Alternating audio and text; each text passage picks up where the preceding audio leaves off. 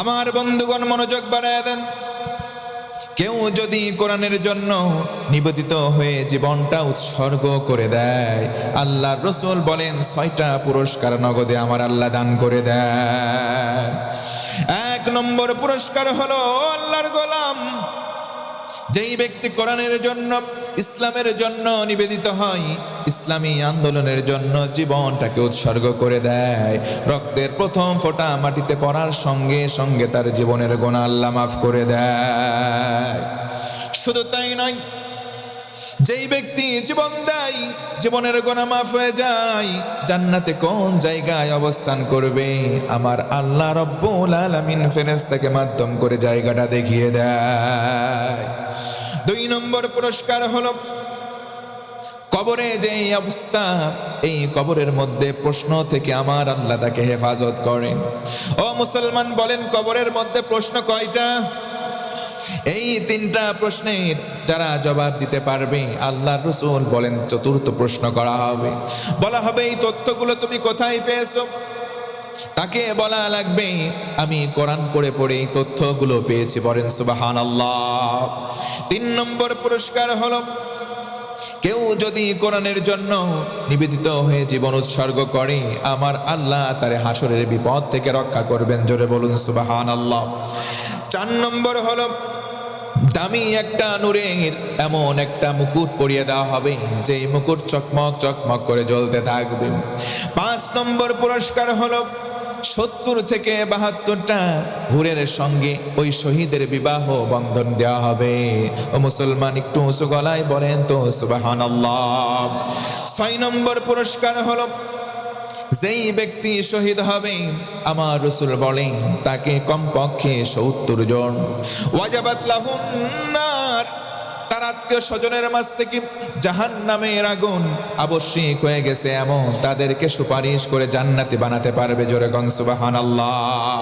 ও মুসলমান, শেষের দিকে আসলাম, আমি বলতে চাই, বলেন তো জান্নাতে আমরা যেতে চাই কি চাই না? জান্নাতে যদি আমরা যেতে চাই, বলেন তো জান্নাতে যাওয়ার জন্য নামাজের দরকার আছে না নাই?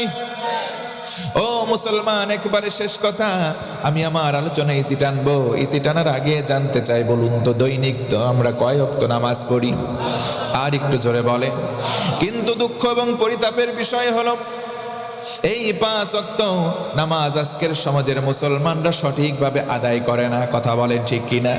5 ওয়াক্ত নামাজ আদায় না করলেও 5 শ্রেণীর মুসলমান আজকে এই সমাজের মধ্যেও আছে, দেখবেন মিলে যাবে। 1 নম্বর মুসল্লির নাম দিলাম আমি শুকুর আলী।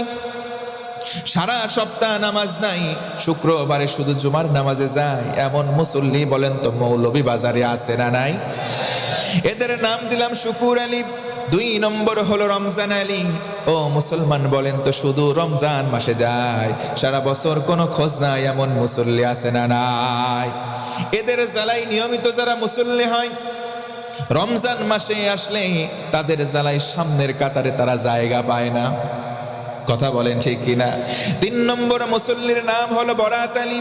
সবে বরাতে যাই, একবার এই মসজিদে 2 ঠোকর, আরেক মসজিদে দিয়ে যাই 2 ঠোকর। পেছন দিক থেকে দেখলে মনে হয় মুরগি ধান ঠুকিয়ে ঠুকিয়ে খাচ্ছে। 4 নম্বর মুসল্লির নাম হলো কদর আলী। সবে কদরে যাই, সারা বছর খোঁজ নাই। 5 নম্বর হলো ঈদ আলী। শুধুমাত্র 2 ঈদের নামাজে যায়, সারা বছর নামাজ পড়ে না, আছে না নাই? কেমন করে ঘুমাও তুমি, কেমন করে ঘুমাও তুমি, ফজর করে কাজা, এমনও তো হতে পারে জোহরে জানাজা তোমার, এমনও তো হতে পারে জোহর পর জানাজা। ও যুবক, তোমাকে বলছি, ফজর নামাজ পড়ো নাই, তুমি ঘুমের বিছানায় মত্ত, তোমার যদি সকাল না হয় তুমি মারা গেলা। জোহরের নামাজের পর তোমার জানাজা হবে, তার মানে যদি তুমি ঘুমিয়ে গেলা নামাজ বাদে, ঘুম ভাঙলে হবে তোমার সকাল, আর যদি ঘুম না ভাঙে তাহলে সরাসরি হবে পরকাল। কথা বলেন ঠিক কিনা? অনেক মুরব্বী আছে 5 ওয়াক্ত নামাজ পড়ে না, তাকে যদি বলা হয় মুরব্বী বলেন তো মাগরিবের নামাজ কয় রাকাত, মুরব্বী বলবে জানি না। এমন মুরব্বী 2-1টা আছে না নাই? যদি বলা হয় মুরব্বী ওই যে বিলের খাতে তোমার না একটু জমি আছে, মুরব্বী বলবে আছে মানে জমির দাগ নাম্বার এত, পর্সা নাম্বার এত, খতিয়ান নাম্বার এত, স্পষ্ট বলে দেয়, কিন্তু মাগরিবের নামাজের রাকাত বলতে পারে না। তাদেরকে বলবো মুরব্বী মুরব্বী, আপনার থামার সময় আসছে। কথা বলেন ঠিক কিনা? জমির নাম দিয়ে জান্নাত পাওয়া যাবে না। কথা বলেন ঠিক কিনা? নামাজ পড়তে হবে কয় ওয়াক্ত? ফি জান্নাতি ইয়াতাসাআলুনা আনিল মুজরিমিন মা সালাকাকুম ফি সাকার ক্বালু লাম নাকু মিনাল মুসাল্লিন। আল্লাহ রাব্বুল আলামিন বলেন, জান্নাতীরা জান্নাতে চলে গেল, জাহান্নামীরা জাহান্নামে। জাহান্নামী কিছু আত্মীয় স্বজনকে জান্নাতীরা দেখবে, দেখার পরে একে অপরকে বলবে, ওই যে দেখো আমার ভাই, ও ভাই জাহান্নামে কেন? তারা বলবে, লাম নাকু মিনাল মুসাল্লিন, দুনিয়ার জমিনে নামাজ আমরা আদায় করতাম না, এই কারণে জাহান্নামে আসলাম। জাহান্নামে যাওয়ার কারণ, প্রথম কারণ তারা বলবে, সাকর নামক জাহান্নামে আসলাম বেনামাজি হওয়ার কারণে। এই জন্য মুসলমান বলেন তো, নামাজ পড়ার দরকার আছে না নাই? কয় ওয়াক্ত? আরো জোরে বলেন।